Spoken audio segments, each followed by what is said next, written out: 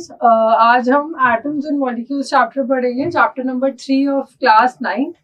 Okay, so बेटा इसमें atoms and molecules में हम बेसिकली क्या पढ़ेंगे, एटम्स के बारे में और मॉलिक्यूल्स के बारे में। एटम होता क्या है हम ये पढ़ेंगे, और मॉलिक्यूल्स किस तरीके से बनते हैं, what is the definition of atom, और मॉलिक्यूल की क्या डेफिनेशन होता है। बहुत बेसिक चीजें आज हम इस चैप्टर में पढ़ेंगे। एटम का मास क्या होता है, एटॉमिक नंबर क्या होता है, प्रोटॉन्स, इलेक्ट्रॉन्स, न्यूट्रॉन्स, इन सब चीजों के बारे में बेसिकली हम पढ़ेंगे। ठीक है, एक बेटा बहुत इंपॉर्टेंट बात, ये चैप्टर जो है हमारा 11th का और 12th का बेसिस होता है, केमिस्ट्री का बेस होता है ये हमारा। इस चैप्टर को बहुत धीरे धीरे बहुत आराम से आप समझते हुए चलेंगे, एंड हर एक टॉपिक को आपको बहुत प्रिसाइसली समझना है। ठीक है, तो स्टार्ट करते हैं बेटा, एटम्स एंड मॉलिक्यूल्स। तो क्या हुआ कि एटम की शुरुआत कैसे हुई है ना, एटम कैसे मिला, ये सब तो चीजें चलो हमारा नेक्स्ट चैप्टर है स्ट्रक्चर ऑफ एटम, हम वहां देखेंगे कि एटम की डिस्कवरी किस तरीके से हुई, किस किस साइंटिस्ट ने वहां किस कैसे कैसे काम किया। बट तो हमारे जो फादर थे ऑफ केमिकल साइंसेस, जिन्होंने फाउंडेशन स्टार्ट किया था केमिस्ट्री को, जिन्होंने, उनका नाम था Antoine L Lavoisier. He is the father of chemistry. ठीक है बेटा, अब इन्होंने कुछ लॉज दिए, इन्होंने कुछ केमिकल रिएक्शंस के, केमिकल कैसे किस तरीके से एटम्स और मॉलिक्यूल्स आपस में कंबाइन होते हैं, उसके कुछ लॉज दिए। बेसिकली वो लॉज का नाम था laws of combination. Laws of chemical combination. ठीक है, ये लॉज जो थे बेसिकली एंटोइन एल लेवोजियर ने दिए। इसमें हम बेसिकली बेटा दो लॉज पढ़ने वाले हैं। पहला है हमारा law of conservation of mass, law of conservation of मास, और सेकेंड हम पढ़ेंगे बेटा लॉ ऑफ कांस्टेंट प्रोपोर्शन। ये दो लॉज हमारे स्टार्टिंग में बेसिकली हमें समझने होते हैं कि किस तरीके से हमारी केमिकल रिएक्शन चलती है, किस तरीके से कंपाउंड्स बनते हैं, किस रेशो में कंपाउंड्स होते हैं। बेसिकली हम इसमें इन दोनों लॉज में ये पढ़ेंगे। ठीक है बेटा, ओके। सो बेटा ये दो लॉज हमने पढ़ने हैं, लॉज ऑफ केमिकल कॉम्बिनेशन के, एंटोइन एल लेवोजियर ने दिए थे। इसमें बेटा हम सबसे पहले फर्स्ट लॉ डिस्कस करेंगे, which is law of conservation of mass. Law of conservation of मास, ये लॉ हमें कहता है कि देखो, ये लॉ क्या कहेगा कि मास जो है आपका हमेशा किसी भी केमिकल रिएक्शन में आपका मास क्या होगा, हमेशा कंजर्व रहेगा। मतलब कि मास कैन नीदर बी क्रिएटेड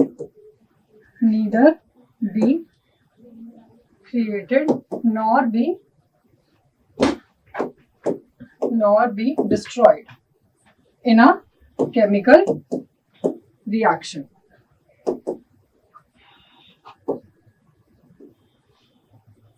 मास जो है हमारा हमेशा कंजर्व रहता है किसी भी केमिकल रिएक्शन में। फॉर एग्जाम्पल जैसे इसको समझते हैं कि जैसे आपकी एक रिएक्शन थी बेटा, जैसे H2 plus O2 gives H2O। ठीक है, इस रिएक्शन को सबसे पहले हमें बैलेंस करना होगा। ओके, सो ये हमारी रिएक्शन है बेटा। तो इस रिएक्शन में हमें ये लॉ कह रहा है कि जो मेरा ये क्या होता है, एरो के जो लेफ्ट साइड होती है उसको बोलते हैं रिएक्टेंट साइड। ठीक है, और जो एरो की राइट साइड होती है उसको कहते हैं प्रोडक्ट साइड। ठीक है, अब ये कहता है कि ना जो मास होगा रिएक्टेंट साइड पे और जो मास होगा प्रोडक्ट साइड पे, वो क्या होगा, हमेशा मास जो होगा रिएक्टेंट साइड पे और जो मास होगा प्रोडक्ट साइड पे, क्या होगा, हमेशा इक्वल रहेगा। ठीक है, कैसे देखेंगे, देखो अगर हमारे पास क्वेश्चन है कि 2 लीटर्स ऑफ हाइड्रोजन गैस जो है इज रिएक्टिंग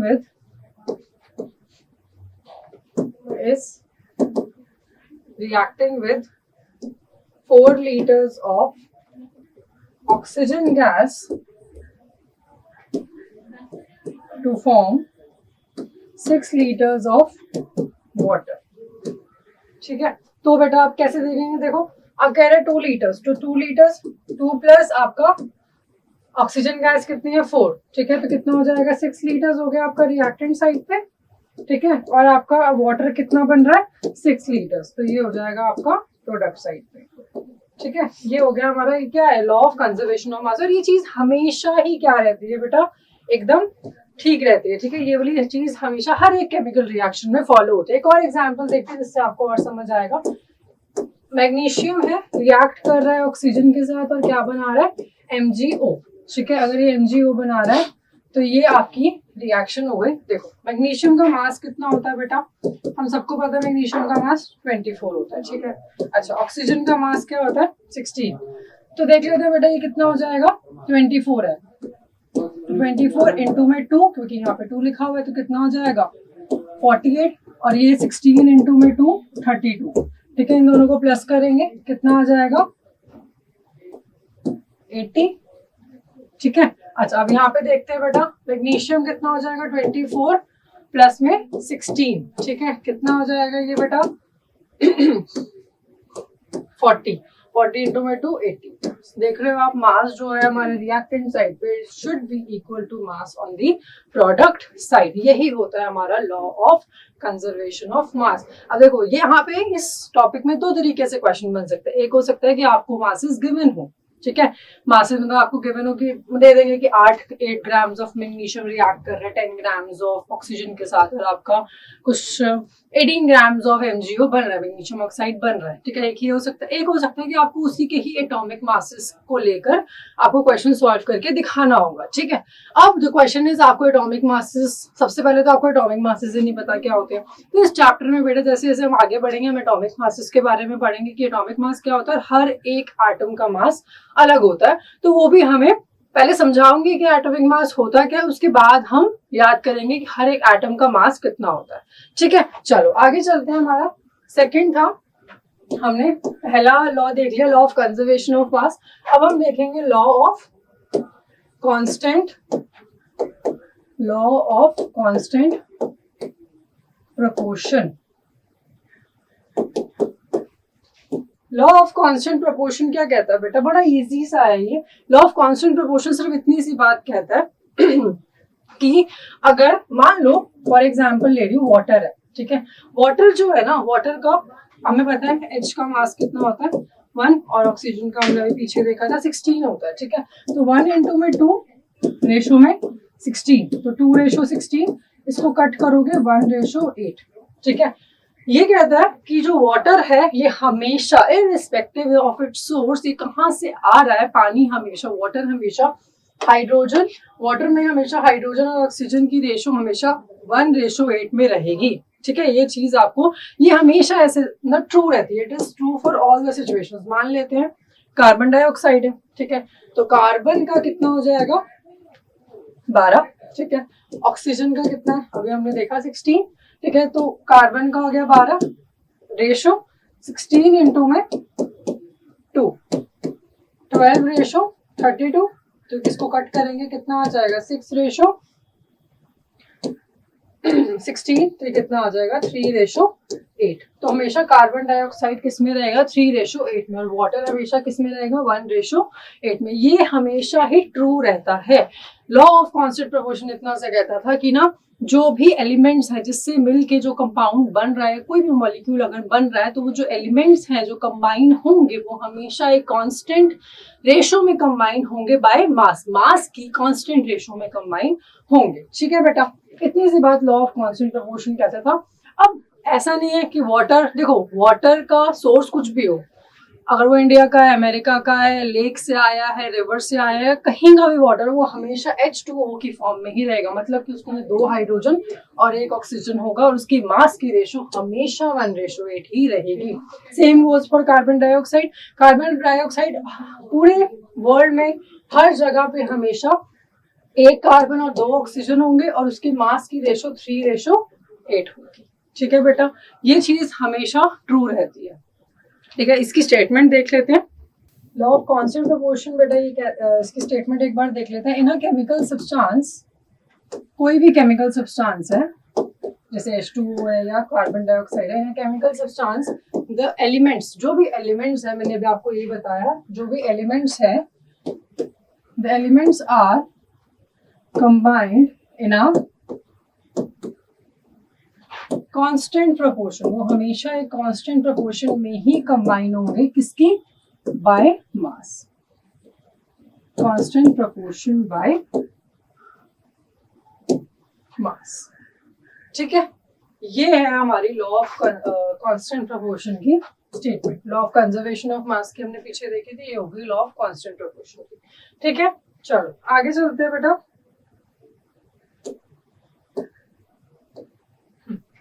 नेक्स्ट है बेटा हमारा टॉपिक डाल्टन्स एटॉमिक थ्योरी।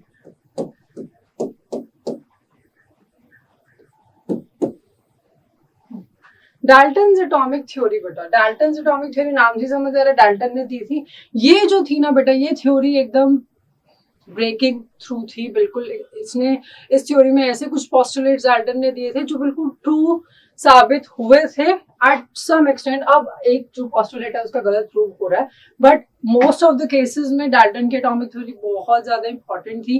ठीक है, बहुत इसको प्रेस किया गया था ये थ्योरी देने के लिए केमिस्ट्री में। ठीक है, तो पहला इसका पोस्टुलेट बेटा क्या था, डाल्टन ने कहा कि जितना भी मैटर है इस दुनिया में, मैटर मतलब मैटर इज एनीथिंग। मैटर क्या होता है, हमने देखा था, आपने चैप्टर 1 में पढ़ा होगा। मैटर क्या होता है, जिसके पास मास हो, एनीथिंग विच हैज मास, और वो स्पेस को ऑक्यूपाई कर रहा हो स्पेस को। तो जितना भी मैटर है इस दुनिया में, all the matter is made up of a very small tiny particle called atom. ठीक है, जितना भी मैटर है इस दुनिया में वो एक बहुत ही छोटे से पार्टिकल से मिलके बना है, जिसको हम क्या कहते हैं, एटम है।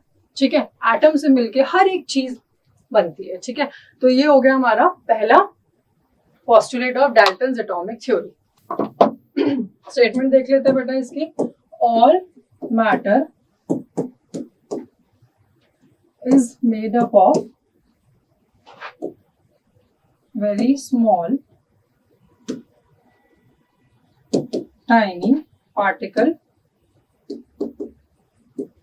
called atom। एटम इस दुनिया का सबसे छोटा पार्टिकल है जो हर एक मैटर को बना रहा है। ठीक है, जैसे अगर मैंने फॉर एग्जांपल बोला कि ऑक्सीजन की गैस है, ऑक्सीजन गैस है ना, हम इनहेल करते हैं इसको, तो ऑक्सीजन गैस किससे मिलके बनी होगी, ऑक्सीजन के एटम से, ऑक्सीजन के एटम से मिलके बनी होगी। ठीक है, अगर मैंने बोला वाटर का मॉलिक्यूल है, H2O मॉलिक्यूल है, किससे मिलके बना होगा, एक आपका हाइड्रोजन का एटम होगा, उसके अंदर 2 हाइड्रोजन के एटम्स होंगे। ठीक है, और एक आपका ऑक्सीजन का एटम होगा, है ना भाई, सही बात है ना। तो बस इतनी, ये वाला उसका पहला पोस्टुलेट था, बहुत ही इंपॉर्टेंट बात उसने करी थी। ठीक है, अच्छा अगला देख लेते हैं बेटा।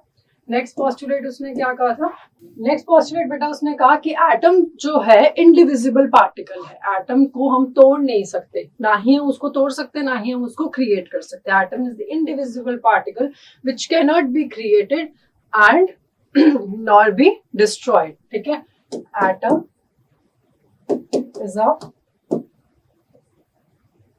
इनडिविजिबल पार्टिकल, वो इतना छोटा है कि हम उसको और तोड़ नहीं सकते। ठीक है, which can not be created nor be destroyed. But अब बेटा ये वाला जो पोस्टुलेट है गलत प्रूव हो चुका है। क्यों, क्योंकि हमें पता है कि एटम के अब कुछ सब एटॉमिक पार्टिकल्स भी होते हैं, इलेक्ट्रॉन्स होते हैं, प्रोटॉन्स, न्यूट्रॉन्स होते हैं। तो ये वाला पोस्टुलेट अब गलत हो गया, बट उस टाइम पे बेटा ये पोस्टुलेट बहुत इंपॉर्टेंट माना गया था कि एटम इतना छोटा है कि उसको वो हम आगे और तोड़ ही नहीं सकते। ठीक है, तो ये हो गया हमारा सेकेंड पोस्टुलेट। तीसरा पोस्टुलेट एटम ने बोला, डाल्टन ने बोला, atoms of a given element, कोई भी एलिमेंट का जो एक एटम होगा उसकी प्रॉपर्टीज जो होगी ना वो बेटा आइडेंटिकल होंगी। Atoms of a given element have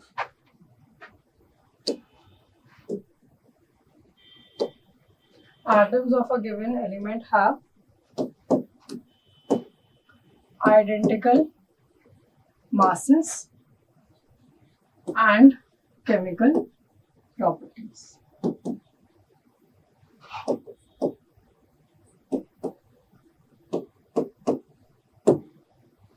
कोई भी एलिमेंट है, अगर मान लो ऐसे समझो, एक हाइड्रोजन का एटम है और एक दूसरा हाइड्रोजन का एटम है। तो ये दोनों जो हाइड्रोजन के एटम है, इनके मासेस और इनकी केमिकल प्रॉपर्टीज क्या होगी बेटा, बिल्कुल सेम होगी। ठीक है, बहुत ही सिंपल सी बात है। अगर हाइड्रोजन का एक एटम है, दूसरा भी हाइड्रोजन का एटम है, दोनों के मास भी सेम होंगे, दोनों की सारी केमिकल प्रॉपर्टीज सेम होगी, कुछ भी डिफरेंट इन दोनों में नहीं होगा। ठीक है, अगले बात करते हैं बेटा, कितने 3 पोस्टुलेट्स हो गए ना, फोर्थ के बारे में बात करते हैं। Atoms of a different element, अगर कोई दो डिफरेंट एलिमेंट्स है, atoms of a different elements have different masses and different chemical properties. बहुत सिंपल सी बात, different chemical properties have different masses and different chemical properties। जैसे अगर मैंने बोला कि एक एटम है आपका हाइड्रोजन का और एक एटम है आपका नाइट्रोजन का, तो इन दोनों के मासेस भी अलग होंगे। हमें पता है हाइड्रोजन का मास होता है 1 U का और नाइट्रोजन का मास होता है 14 U का, तो दोनों के मासेस भी अलग है और दोनों की केमिकल प्रॉपर्टीज भी अलग है। ठीक है, तो बस ये पोस्टुलेट भी डाल्टन ने इसी थ्योरी में दिया था। उसके बाद बेटा फिफ्थ, उसने टोटल 6 पोस्टुलेट डाल्टन ने दिए थे। 5वां पोस्टुलेट है atoms combine in a ratio of small whole numbers, in a ratio of small whole numbers to form a compound। कोई भी कंपाउंड जब बनता है, कोई भी कंपाउंड जब बनता है तो एटम्स जो है वो स्मॉल होल नंबर्स की रेशियो में कंबाइन होते हैं। जैसे कि वाटर हो गया, ठीक है, अगर वाटर फॉर्म हो रहा है तो यहाँ पे हाइड्रोजन कितने, हाइड्रोजन के 2 एटम है और ऑक्सीजन के कितने हैं, 1 एटम है। तो देख लो स्मॉल होल नंबर्स में कंबाइन होगा हमेशा। ठीक है, तो ये पोस्टुलेट भी किसने दे दिया, डाल्टन ने। बहुत ही सिंपल सी बात कर दी। ठीक है, इसके बाद 6th और लास्ट पोस्टुलेट बेटा वो कहता था the relative number and kind of atom